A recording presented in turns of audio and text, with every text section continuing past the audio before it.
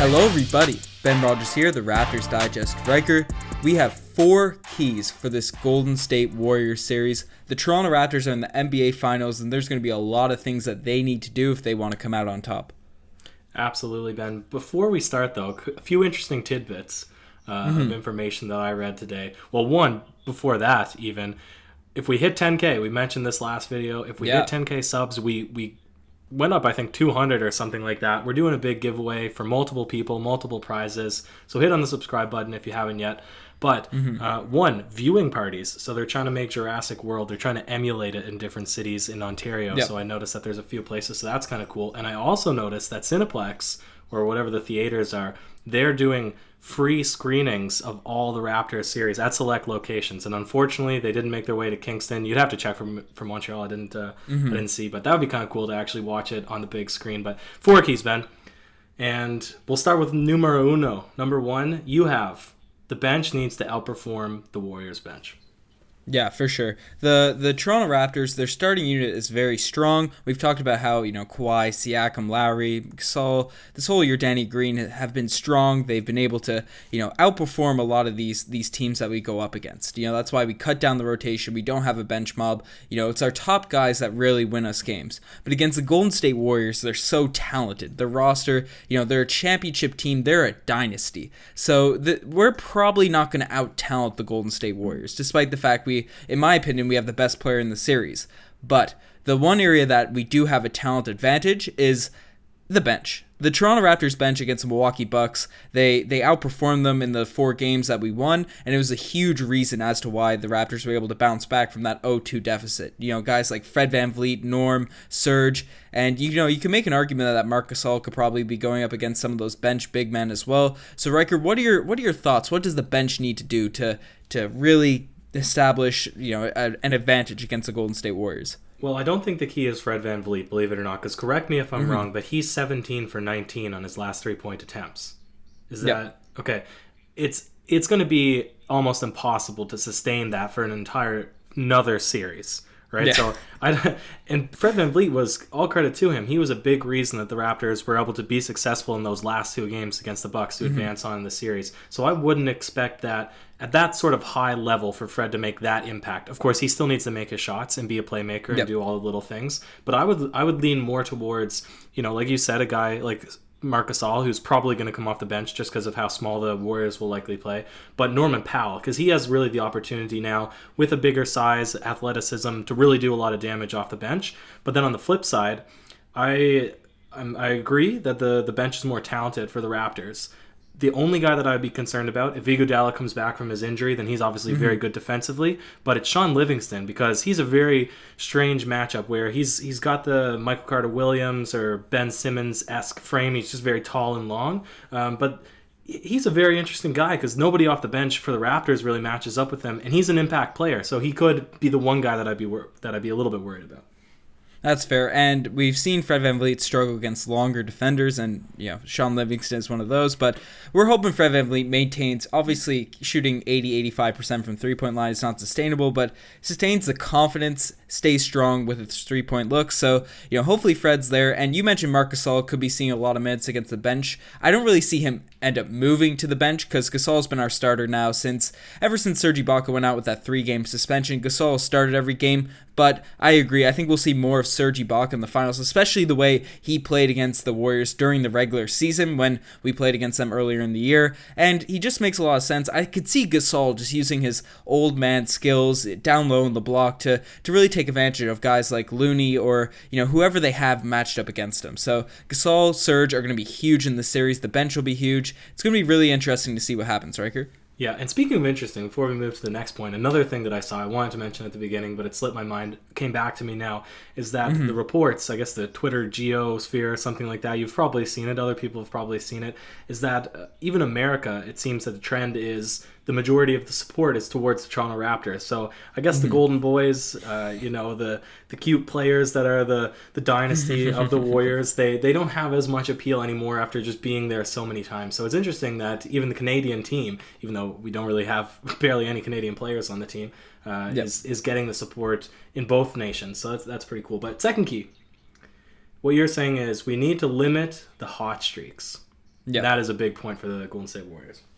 Yeah, certainly. The Golden State Warriors, they can go on runs that absolutely destroy teams, and it bleeds into our next point, so I won't mention it right away. But, the Golden State Warriors, Steph Curry, Klay Thompson, Durant if he's healthy, they all can just start being lights out from three, and then they become unguardable. Once they're confident, once they're in a groove, they become unguardable, whether we have Kawhi, Siakam all in their face. So the Toronto Raptors cannot let the Warriors get that overabundance of confidence on possessions where they just hit 1, 2, 3, 4 threes right back to back to back. So the Raptors have to manage those types of runs, and I think the biggest key to do that is obviously number one, getting a hand up on 3-point shooters, and they did a solid job of that in the Eastern Conference Finals. But the main key is Nick Nurse calling strategic timeouts. When Steph Curry, when Klay Thompson hits a three and you can feel the momentum swinging, call a timeout right away. Get them out of their rhythm, get them out of their groove. We saw Nick Nurse as the playoffs have gone along. A couple times he waited too long to make timeouts, but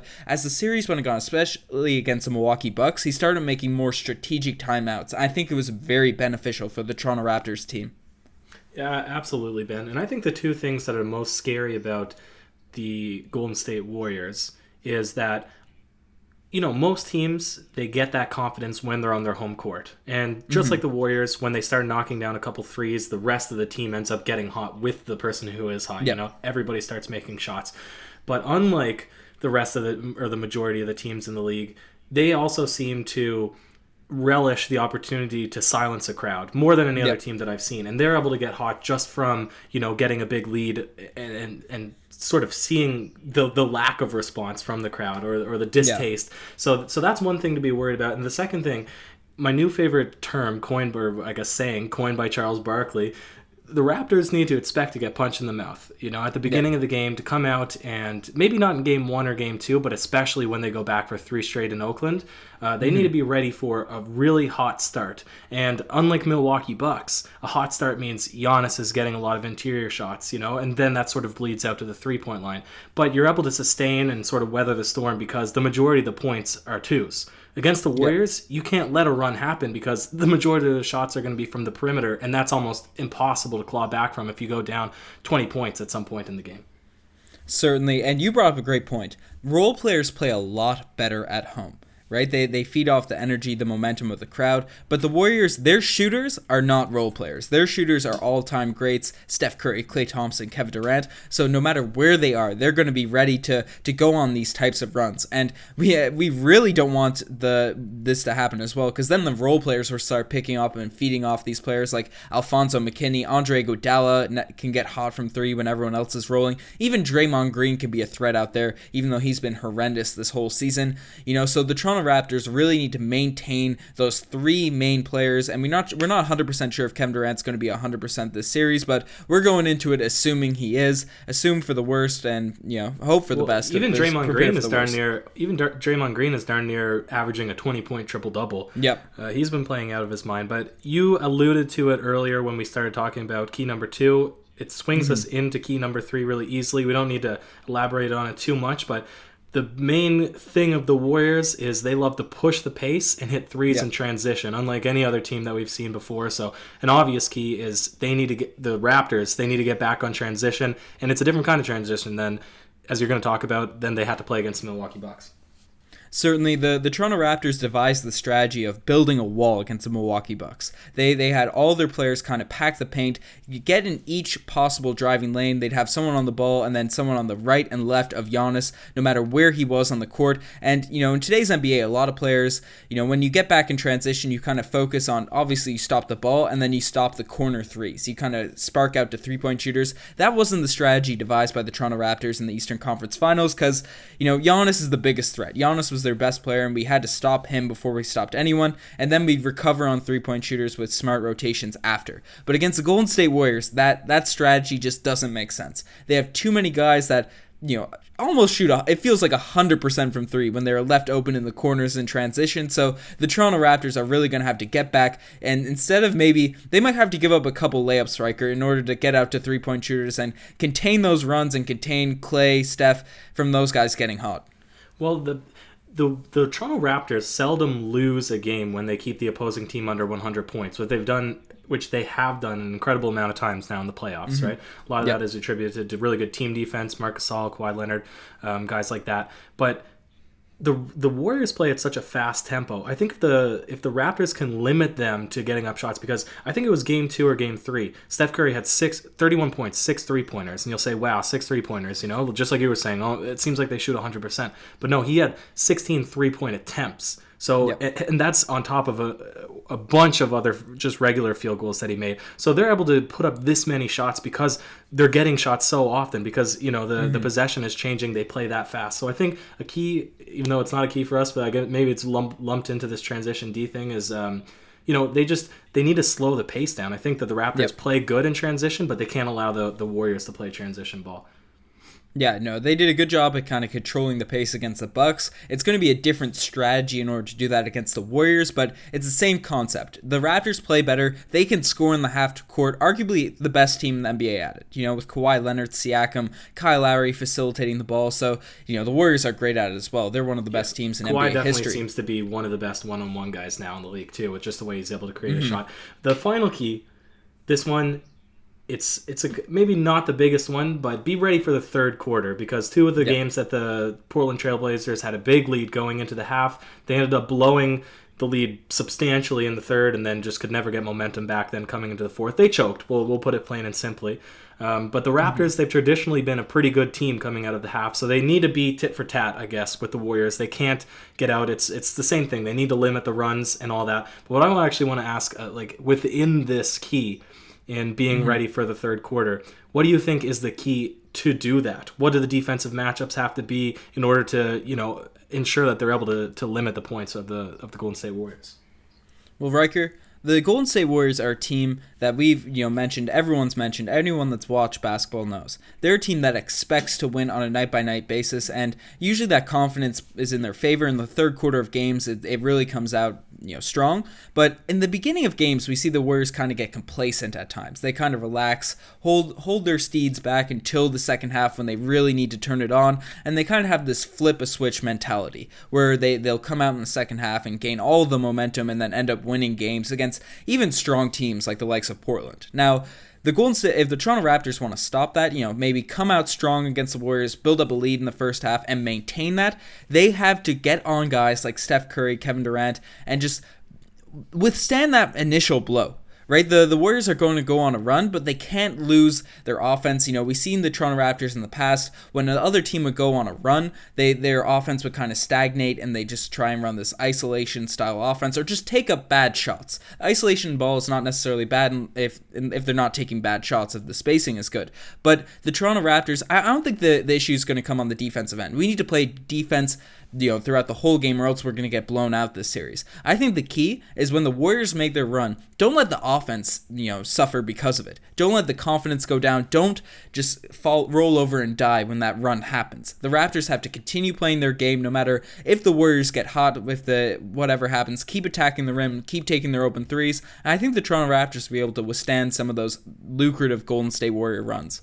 Yeah, Ben, well, sometimes the best defense is actually a good offense, because it just all is interrelated. But we have guys, you're saying that the Raptors could win. People are hoping the Raptors could win. Even Jalen Rose now is saying be prepared for an upset to possibly happen. So there's even analysts now that are predicting that the Raptors could do it. I think the most important piece, and what I'm sure that people will be interested in your take on, maybe before we finish off the podcast here, is not Kawhi Leonard. Kevin Durant, he's confirmed out for Game 1, correct? Yep.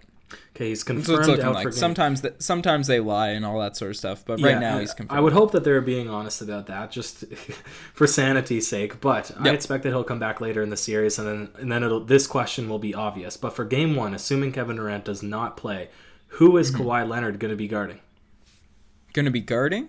Mm-hmm. Ooh, that's interesting. I could see him maybe sticking on Clay, or whoever they're running at small forward. I think they ran McKinney with Andre Iguodala out at the end of Game 4. You'd waste Kawhi Leonard's defense on Alfonso McKinney. I think that at the beginning of a game, we could see Kawhi Leonard just, relaxing, being on someone else and being more of a help guy, a guy that switches on to Steph Curry, Klay Thompson, tries to go for those steals, saves himself for the offensive end because, I think Danny Green could do a solid job on Klay.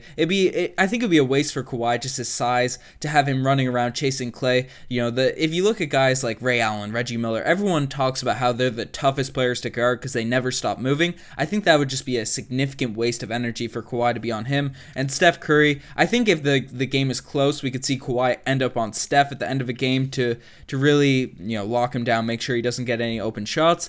But I don't think having Kawhi chasing a point guard in the same sort of concept would be a solid use of his energy, because we're going to need Kawhi to be our number one guy on the offensive end to get buckets with Draymond Green guarding him, and I think Siakam could do a solid job on Green. There's no one really on the wing position that really worries me about. I would challenge Draymond Green. If you put all your effort into shutting down Curry and Thompson, I would challenge Green to be the next man up.